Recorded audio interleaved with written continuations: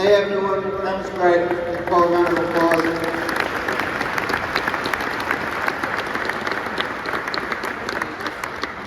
So the challenge we'll have as coaches is sometimes that information looks basic, but most of your players can't perform those movements. Yet we're trying to have them play tennis at a high rate, high velocity, high movement, yet they don't have the stability and they don't have the range of motion to get into positions. So don't overlook the basics on a daily basis to get your athletes at a level where we can then push them in and out of the tennis movements. So what I'll do now, I'll get players and I'll rotate them through and I'll show you how do we incorporate what we talked about in those basic movements in tennis-specific movements. So I'll get one player first. Yep, with the racket. Oh, with the racket.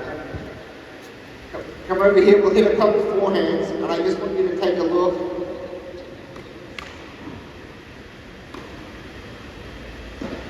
So if you're looking at this player, I've never seen the player before, so we're looking at it at the same time.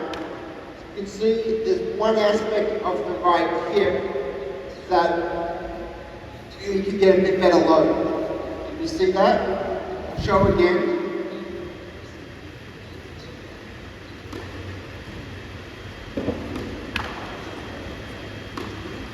From a standpoint of tennis, what we want to do is use the ground better. And one aspect that we can easily help an athlete develop, getting lower, loading into that hip, externally rotating that hip, using the gemellus muscle on the right side. We didn't want to turn there. How do we do that to get them to load better from a tennis standpoint? So one exercise we can do, and well, can I follow that back quickly? So if we get all the players lined up, or get them all, line up here. What I want you to do is I want you to cross the racket like this. And then if you're right-handed, I want you to open the hip. And then I want you to turn and load into that hip, just like you would hit a forehand. So it's here, you open the hip, and then we rotate. Open the hip, and then we rotate. So we took the exercise we just did earlier, and now we're expanding it to mimic a forehand. Now let's hit a couple forehands. Let's do a couple, and try to load like that. Load it back. And we're loading better. We're able to get into that outside leg better. So again, the goal here is can we implement some basic movement parameters to get them to load better into that hip. Okay, let's try backhand hip. From a backhand standpoint. So we've got open stance happening here.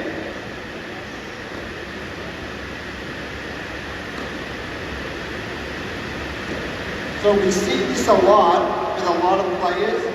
They either go open too often or they close up and they block their hips. So when you have players that block their hips a lot like that, we have to make sure that we're getting their footwork in the right position, because that's typically the issue. The issue is they haven't got this foot behind the ball, so if that foot's not behind the ball, then they can't get in the right position. If they get this foot behind the ball, then they can step into it. So can we try to get this foot there, like this, and then there. So we've got to get that back foot behind the ball so that we can step into it. Much better. Much better.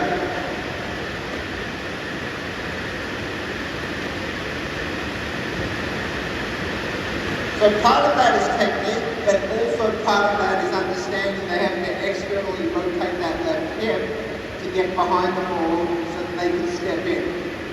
So if we have a player that struggles with that, and doesn't load well, maybe I'll go with a medicine ball catch. So what we're going to do here I want you to grab the ball. So this is progression 1. All he's going to do is hold the ball here, take one step, load, and come back. See that? Good. So you see, he gets started with the motion drill again. Good. So it's just teaching him to load into that left hip. Step 2, get into that left hip, and step in. So like this, split in, and then there. Good. So you do that again. Step. Good. Okay, so again, if you're working with younger players that have never done much of this before, you have to start in stages and make sure they start with the right foot. Land, load, step, so they understand how to use the ground better. Once they get better at that, then we start throwing. So same thing, right foot. Go ahead.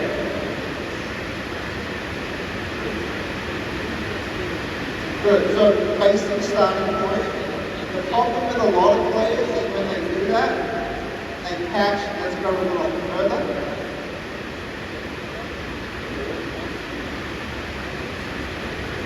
So he doesn't do it well, he loads into the hip, he rotates. A lot of players, when they catch, they throw with the upper body. So they throw all with their arms, and they're not using their legs. So how do we fix that? The easiest way to fix that, grab the ball, instead of having your elbows bent like this, straighten your arms. So keep your arms straight the entire time. Go ahead. Oh, like grasping. Straight. Yep. Good, the entire time. Good. So now I'm going to throw to him, and he's going to try to keep his arms straight the entire time. So you can make sure it's straight. Straighten the arms a little more. There you go. Good. Straighten the arms. Good. Even more. Straighten the arms. Try to straighten those arms. So good to me. Stand here. Good to me. Go like this.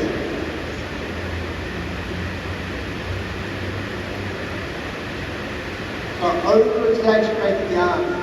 The reason we want to over-exaggerate the arms is if our arms are straight, our shoulders only can move when our hip moves. So you've got to make sure that the hip drives the motion. Really, really important. Okay, nice job. We'll rotate. Who wants to try?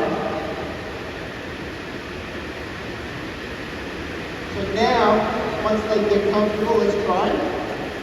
Arms straight. Arms straight. See how hard they have trouble keeping their arms straight?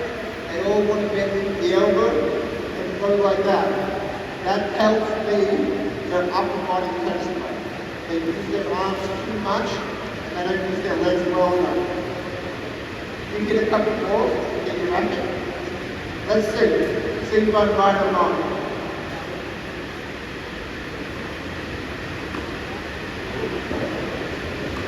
See that arm, how tight it is? So you see how this angle, very, very close. So you can get out just a little more spacing, that will allow for a bit better swing. So you get a little more spacing. There, better. Good. Use the legs more. Good. Use the legs. Good. So did everyone see how the metaphor was how he hit the ball in the racket? Same closeness here, the arms are really, really tight. He's got a good backhand, very good player, but he could be a little bit better with his spacing by having a little more range there. That would allow for a bit more consistent contact point. But again, how you throw the metaphor on the tennis court is really, really important because it affects how you hit. So keep that in mind for your players when you're working on that. Okay, back down for a sec. Now once they get pretty good at this,